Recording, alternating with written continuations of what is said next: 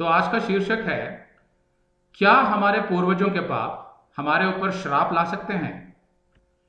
भारत में रहने वाले एक मसीही के लिए यह एक महत्वपूर्ण सवाल हो सकता है, क्योंकि हमारे देश का जो धार्मिक माहौल है वो पूर्वजों के श्राप और पिछले जन्म के कर्मों के आधार पर मिलने वाले श्रापों पर विश्वास करता है। तो कभी कभी जब एक मसीही ऐसी परिस्थिति में फंस जाता है जहां उसके या उसके परिवार वालों के साथ एक के बाद एक निरंतर मुसीबतें आने लगती हैं, जैसे कोई बड़ी बीमारी, पैसों की तंगी, कर्जे, घर में क्लेश, तलाक की अवस्था, एक्सीडेंट या मृत्यु, तब कोई दूसरा मसीही जिसको वचन का ज्यादा ज्ञान ना हो वो आकर उससे कहता है कि भाई ये तुम्हारे पूर्वजों के पाप का श्राप है तुम पर और तुम्हारे परिवार पर। और फिर वो उसे बाइबल में से कुछ आयतें दिखाता है, जैसे निर्गमन 20:5, जहां परमेश्वर इजराइल से कह रहा है, तू उनको अर्थात दूसरे देवी देवताओं को तू उनको दंडवत ना करना और ना उनकी उपासना करना, क्योंकि मैं तेरा परमेश्वर यहोवा जलन रखने वाला ईश्वर हूं, और जो मुझसे बैर रखते हैं उनके बेटों, पोतों और परपोतों को भी पितरों का दंड दिया करता हूं। तो सुनने में ऐसा लगता है कि पूर्वजों का दंड आगे की पीढ़ियों को भुगतना पड़ता है। लय व्यवस्था 26:38-39 में क्या कहता हो? तब तुम यानी इज़राइल, तब तुम जाति जाति के बीच पहुंचकर नाश हो जाओगे और तुम्हारे शत्रुओं की भूमि तुमको खा जाएगी, और तुम में से जो बचे रहेंगे वे अपने शत्रुओं के देशों में अपने अधर्म के कारण गल जाएंगे, और अपने पुरखाओं के अधर्म के कामों के कारण भी वे उन्हीं की नाई गल जाएंगे। तो ऐसे में वो मसीही जो एक लंबे समय से परेशानी में चल रहा है वो थोड़ा डर जाता है और इन आयतों पर विश्वास करने लग जाता है। लेकिन ये कितना सच है, देखते हैं बाइबल क्या सिखाती है। पुराने नियम में परमेश्वर ने इजराइल को क्यों चुना था? ताकि वो इजराइल के जरिए अपने को जाहिर कर सके सब लोगों पर, सारे संसार पर। इजराइल को चुना था। परमेश्वर के लिए इजराइल बहुत खास था, क्योंकि वो उसे अपनी पत्नी कहता था, जैसा यिर्मयाह 3:14 में लिखा है। इसलिए परमेश्वर को यह घृणित था कि उसकी पत्नी किसी और के साथ व्यभिचार करे, अर्थात दूसरे देवी देवताओं के पास जाए। इजराइल, यह बहुत ही गंभीर विषय था उसके लिए, यानी परमेश्वर के लिए। इसीलिए निर्गमन 20:5 से पहले की आयतों में उसने क्या कहा? निर्गमन 20:3-6 में वो कहता है, तू मुझे छोड़ दूसरों को ईश्वर करके ना मानना, तू अपने लिए कोई मूर्ति खोद कर ना बनाना, ना किसी की प्रतिमा बनाना जो आकाश पे या पृथ्वी पर या पृथ्वी के जल में है। फिर जाकर उसने 5वीं आयत में परमेश्वर ने कहा, तू उनको दंडवत ना करना और ना उनकी उपासना करना, क्योंकि मैं तेरा परमेश्वर यहोवा जलन रखने वाला ईश्वर हूं, और जो मुझसे बैर रखते हैं उनके बेटों, पोतों और परपोतों को भी पितरों का दंड दिया करता हूं। अब इजराइल बार बार परमेश्वर की आज्ञा तोड़ देता था और दूसरे देवी देवताओं के पास चला जाता था और हमेशा दंडित किया जाता था। फिर भी परमेश्वर उन्हें चिताता रहता था, चेतावनी देता था कि ये घिनौना पाप ना करो, नहीं तो मैं पितरों का दंड 3 से 4 पीढ़ियों को दूंगा। निर्गमन 34:14 में वो कहता है, क्योंकि तुम्हें किसी दूसरे को ईश्वर करके दंडवत करने की आज्ञा नहीं। किसको नहीं है? इजराइल को नहीं है। क्योंकि यहोवा जिसका नाम जनलशील है वह जल उठने वाला ईश्वर है ही। तो पहले जो ये आज्ञाएं दी थी वो इजराइल को दी थी। अब क्योंकि यहोवा ने केवल इजराइल को ही चुना था अपने काम के लिए, इसलिए वो केवल इजराइल के संबंध में ही जलनशील था, क्योंकि इजराइल उसकी पत्नी थी। बाकी सारा संसार को अपनी पत्नी नहीं कहता था। अन्य जातियों के संबंध में वो इस पाप के विषय को लेकर नहीं कह रहा था। कौन सा पाप? यही दूसरे देवी देवताओं के सामने जाने का, क्योंकि अन्य जातियों को तो मालूम ही नहीं था कि यहोवा कौन है। वो तो इजराइल के जरिए धीरे धीरे पूरे विश्व को पता चलना था। जब यहोवा ने मूसा को सीनै पर्वत पर बुलाया दूसरी बार, 10 आज्ञाएं देने के लिए। पहली बार जो 10 आज्ञाएं दी थी पत्थर पर, वो मूसा ने तोड़ दिए थे, तो दोबारा बुलाया। तब भी यहोवा ने यही दोहराया था निर्गमन 34:7 में कि वह पितरों के अधर्म का दंड उनके बेटों, वरण पोतों और परपोतों को भी देने वाला है। सब कुछ इजराइल से संबंधित था, अभी तक की जो बात है पुराने नियम में। तब मूसा ने क्या याचना की थी? उसने कहा निर्गमन 34:9 में, यदि तेरे अनुग्रह की दृष्टि मुझ पर हो तो प्रभु हम लोगों के बीच में होकर चलें। ये लोग हठीले तो हैं। कौन से लोग? इजराइल। तो भी हमारे अधर्म और पाप को क्षमा कर और हमें अपना निज भाग मानकर ग्रहण कर। इजराइल के लिए वो मध्यस्थ बन रहा है, बिचवाई बन रहा है, और इजराइल के लिए क्षमा मांग रहा है, ताकि इजराइल की पीढ़ियों को ये श्राप ना मिले। मतलब क्या हुआ? इन आयतों के आधार पर ये पीढ़ियों के दंड वाली बात केवल इजराइल से संबंधित थी, क्योंकि केवल इजराइल को ही यहोवा ने बताया था अपने बारे में। अन्य जाति के लोगों को तो यहोवा ने उस समय कोई आज्ञाएं ही नहीं दी थी, जैसे मूसा को दी थी। दूसरा, जहां निर्गमन 20:5 में यहोवा पितरों के दंड को बेटे, पोतों और परपोतों को देने की बात करता है, वहीं अगली आयत में वो क्या कहता है 20:6 में, और जो मुझसे प्रेम रखते और मेरी आज्ञाओं को मानते हैं उन हजारों पर करुणा किया करता हूं। अगली आयत में वो कह रहा है। तो एक तरफ तो यहोवा आगे के पीढ़ियों को दंड देने की बात करता है, और साथ साथ वो यह भी कहता है कि जो मुझसे प्रेम रखते और मेरी आज्ञाओं को मानते हैं उन हजारों पर करुणा किया करता हूं। मतलब क्या हुआ? अगर एक पिता कोई भी घिनौना पाप करता है, विशेषकर पराये देवी देवताओं के पीछे जाना, लेकिन उसके बेटे, पोते और परपोते यहोवा से प्रेम रखते हैं और उसकी आज्ञाओं को मानते हैं और वैसा कोई पाप नहीं करते जैसा उसके पिता ने किया, तो परमेश्वर कहता है कि मैं उन पर करुणा किया करता हूं और उन्हें दंडित नहीं करता। तो इस आयत से यह स्पष्ट हो जाता है कि पिता के पाप का दंड आगे की पीढ़ियों को नहीं मिलता, अगर वे पीढ़ियां परमेश्वर से प्रेम करती हैं और उसकी आज्ञाओं पर चलती हैं। तो फिर निर्गमन 34:7 में ये क्यों लिखा है? वह पितरों के अधर्म का दंड उनके बेटों, वरण पोतों और परपोतों को भी देने वाला है, जबकि उसमें 20:6 में ये लिखा हुआ है कि वो तो करुणा करेगा उन पर जो उसकी आज्ञाओं को मानेंगे।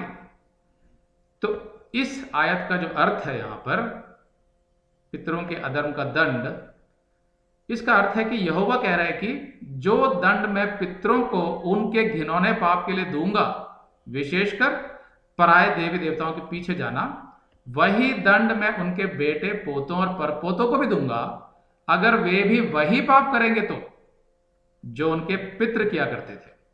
तब वही दंड मैं उनको भी दूंगा।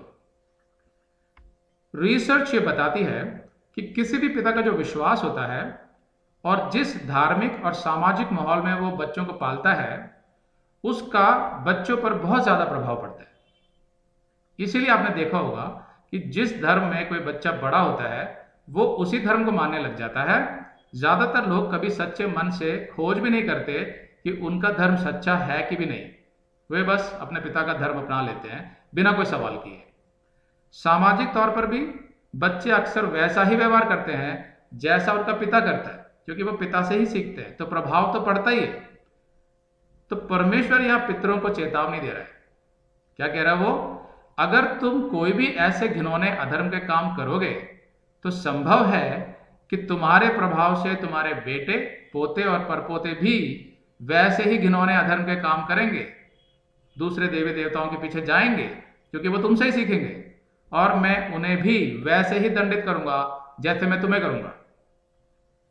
तो कभी कभी आदमी जब देखता है कि उसके पाप की वजह से उसके बेटों और पोतों को भी तकलीफ पहुंच सकती है, तो वह गंभीरता से सोचता है इस विषय में और उस पाप से दूर रहने की कोशिश करता है।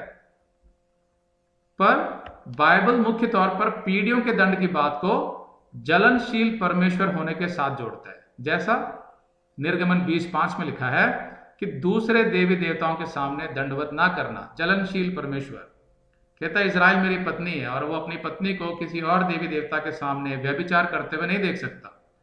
तो ये इजराइल से संबंधित है। अब आगे देखते हैं कि पुराने नियम में ही पिता के पाप का दंड बेटे और पोतों को मिलेगा, इस विषय में दूसरी आयतें क्या कहती है? व्यवस्था विवरण 24:16, पुत्र के कारण पिता ना मार डाला जाए और ना पिता के कारण पुत्र मार डाला जाए। जिसने पाप किया हो वही उस पाप के कारण मार डाला जाए। बहुत स्पष्ट है यह आयत। यहेजकेल 18:20 कहती है, जो प्राणी पाप करे वही मरेगा। ना तो पुत्र पिता के अधर्म का भार उठाएगा और ना पिता पुत्र का। धर्मी को अपने ही धर्म का फल और दुष्ट को अपनी ही दुष्टता का फल मिलेगा। तो पुराने नियम की ही ये आयतें स्पष्ट करती हैं कि हर किसी को अपने ही पापों की सजा मिलेगी, दूसरे की नहीं। क्योंकि परमेश्वर न्याय करने वाला परमेश्वर है। बेटे को या पोते को पिता का दंड तभी मिलेगा जब वे भी वैसा ही पाप करें जैसा पिता ने किया, तभी न्याय होगा। अब मैं आपको एक बात बताता हूं। अब ये तो जानते हैं कि यहूदी जो मृत्युदंड देते थे वो होता था किसी को पत्थर से मारना, यानी पत्थर वहा करके उसको मार देना। लेकिन क्या आपको मालूम है, मूसा के नियम में एक ऐसा मृत्युदंड भी था जिसमें पेड़ पर लटकाकर मारने की बात लिखी थी। व्यवस्था विवरण 21:22-23।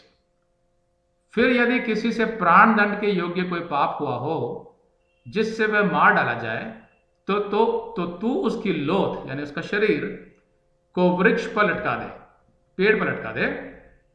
तो वह लोथ रात को वृक्ष पर टंगी ना रहे, अवश्य उसी दिन उसे मिट्टी देना। मतलब जब वो मर जाएगा तो उसे पेड़ से उतार लेना उसी रात को और उसे मिट्टी में गाड़ देना, क्योंकि जो लटकाया गया हो वो परमेश्वर की ओर से शापित ठहरता है। अब यहूदियों के पूरे इतिहास में किसी को पेड़ पर टांग कर नहीं मारा गया, सबको पत्थर से ही मारा जाता था मृत्युदंड मिलने पर। फिर मूसा के इस नियम का क्या अर्थ था? ये एक भविष्यवाणी थी यीशु मसीह के पेड़ पर अर्थात लकड़ी से बने क्रूस पर लटककर मृत्युदंड भुगतने की, जो रोमी साम्राज्य के समय हुआ, क्योंकि वो रोम का तरीका था मृत्युदंड देने का। तो वो भविष्यवाणी जो मूसा ने करी थी वो यीशु ने पूरी करी। प्रेरितों का 10:39 कहता है, और हम उन सब कामों के गवाह हैं जो उसने यहूदिया के देश और यरूशलेम में भी किए, और उन्होंने उसे काठ पर लटकाकर मार डाला। किसको? यीशु मसीह को। काठ यानी लकड़ी यानी क्रूस पर लटकाकर मार डाला, जैसा मूसा ने कहा था, पेट पर लटकाना। भविष्यवाणी के आधार पर यीशु के शरीर को भी रात को क्रूस पर टंगा नहीं रहने दिया, बल्कि उतार कर गाड़ दिया, कफन में रख दिया था उसको उस गुफा में।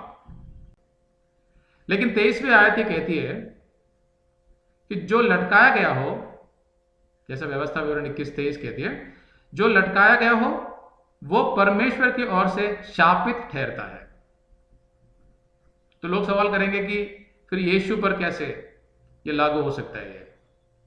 लेकिन सच यही है, परमेश्वर ने सारे मानव जाति के अर्थात किसी भी धर्म के, किसी भी जाति के सभी पापों का अर्थात भूतकाल, वर्तमान काल और भविष्य काल के सबके सभी पापों का दंड और सबके श्राप अपने इकलौते पुत्र यीशु मसीह पर डाल दिए, और वो हमारे लिए शापित बन गया परमेश्वर की नजर में।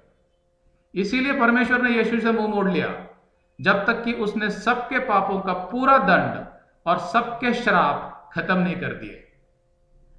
इसीलिए यीशु ने कहा मत्ती 27:46 में, हे मेरे परमेश्वर, हे मेरे परमेश्वर, तूने मुझे क्यों छोड़ दिया? क्योंकि परमेश्वर ने उसे शापित ठहरा दिया था और अपना मुंह उससे फेर लिया था। गलातियों का 3:13 कहता है, मसीह ने जो हमारे लिए श्रापित बना, हमें मोल लेकर व्यवस्था के श्राप से छुड़ाया, क्योंकि लिखा है जो कोई काठ पर लटकाया जाता है वह श्रापित है। तो मसीह हमारे लिए श्रापित हुआ परमेश्वर की नजर में। यीशु ने सारे मानव जाति के सभी श्रापों को अपने ऊपर लेकर उन्हें हमेशा के लिए समाप्त कर दिया है। जो यीशु को अपना उद्धारकर्ता स्वीकार करेगा वो ही इस बात को अनुभव कर पाएगा। प्रेरितों का 10:43 कहता है, यीशु की सब भविष्यद्वक्ता गवाही देते हैं कि जो कोई उस पर विश्वास करेगा उसको उसके नाम के द्वारा पापों की क्षमा मिलेगी। क्यों? क्योंकि पहला पत्रस 22:4 कहता है, वह आप ही हमारे पापों को अपनी देह पर लिए क्रूस पर चढ़ गया। तो जब यीशु ने हर विश्वास करने वाले के श्राप अर्थात दंड खत्म कर दिए, तो कोई भी ये कैसे कह सकता है कि आप पर कोई श्राप है? देखो, यीशु ने कहा यूहन्ना 16:33 में कि तकलीफें, बीमारियां और क्लेश तो आपके जीवन का हिस्सा हैं, क्योंकि इस जगत में पाप है और इस जगत का ईश्वर भी शैतान है। स्वयं हमारे अंदर भी पाप है, हमसे भी गलतियां होती हैं। लेकिन इसी आयत में यीशु यह भी कहता है कि ढांढस बांधो, क्योंकि उसने संसार को जीत लिया है। तो आपके पास विश्वास और उम्मीद दोनों है। तो निष्कर्ष क्या निकला? पहला, पुराने नियम में जो पीढ़ियों के दंड का जो विषय था वो मुख्यतः इजराइल और मूर्ति पूजा से संबंधित था, क्योंकि यहोवा परमेश्वर इस बात से घृणा करता था कि इजराइल उसे छोड़ झूठे और मन गढ़ंत देवी देवताओं के पीछे भागकर अपने को अशुद्ध करे, व्यभिचार करे। दूसरा, पुराने नियम की ही आयतें यह भी स्पष्ट करती हैं कि जो पाप करता है उसी को उसका दंड मिलता है, उसके बेटे या पोते को नहीं। क्योंकि जो परमेश्वर से प्रेम करते हैं और उसकी आज्ञाओं को मानते हैं, परमेश्वर उन पर करुणा करता है। तीसरा, नया नियम स्पष्ट रूप से बताता है कि जो कोई अपने पापों से मन फिराकर केवल यीशु को ही अपना उद्धारकर्ता स्वीकार करता है, उसके सारे श्राप यीशु ने खत्म कर दिए हैं। अब वो बिना किसी डर के शांति से जी सकता है। अपने जीवन को जांचिए और अपनी तकलीफों के लिए यीशु से प्रार्थना करते रहिए।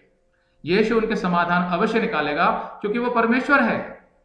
वचन में बढ़ते रहिए और अंधविश्वासों से दूर रहिए। आमीन।